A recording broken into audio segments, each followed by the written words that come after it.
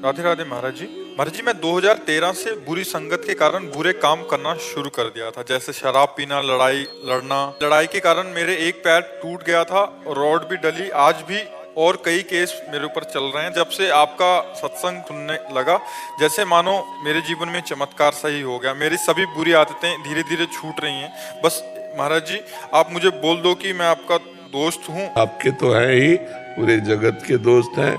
बस इतनी प्रार्थना है कि दोस्ती निर्वाह करें। जब अच्छे कामों की तरफ कदम बढ़ाया तो बुरे कामों को अब दोबारा ना करें, जो जीवन में करते रहे। तो इसमें भी आपको दोस्त मिलेंगे।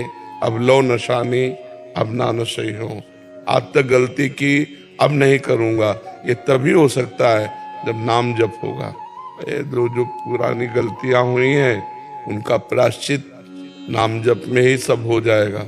नाम जप ही सारे पापों को नष्ट कर देगा, और जो सांसारिक फंसाव फंस गए धीरे धीरे छूट जाएंगे।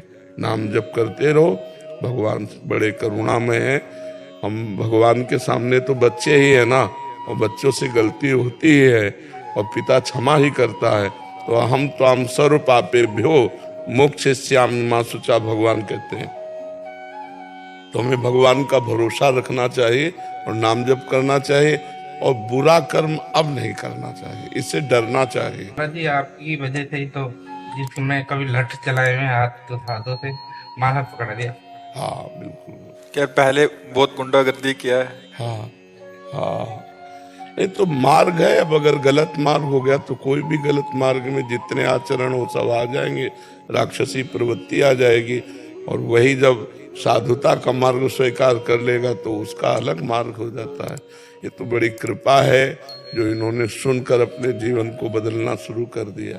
जैसे इस मार्ग पे आ गए, अगर यहाँ चलते चलते काफी समय हो गया और फिर वहां का संग प्रबल हो गया तो फिर से जा सकते? फिर जा, ऐसा 100% है। तो इसका मतलब संग भी छोड़ना पड़ेगा? हाँ, जो हरकतें हमको गिराती रही उनसे हमें बचना पड़ेगा।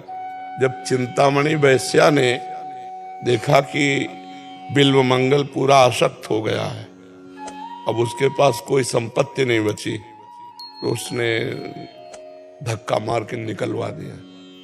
और वो जी जान अर्पित किए हुए था बिल्वमंगल चिंतामणि पर।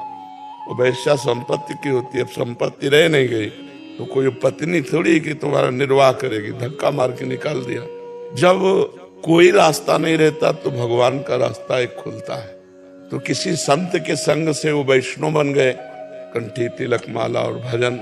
1 वर्ष उनके आश्रम में रहे, थोड़ी शांति मिली, श्री कृष्ण मंत्र मिला। उनको लगा भजन ही करना है तो वृंदावन चल के भजन करें।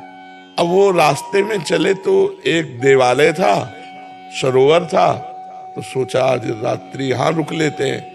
सुबह देखा तो बहुत सी लड़कियां, नौवधुएं देवता का पूजन करने के लिए भगवान के आई। उनमें से एक की मुखाकृति ठीक चिंतामणि जैसी थी। जो ही देखा बस हाँ चिंतामणि।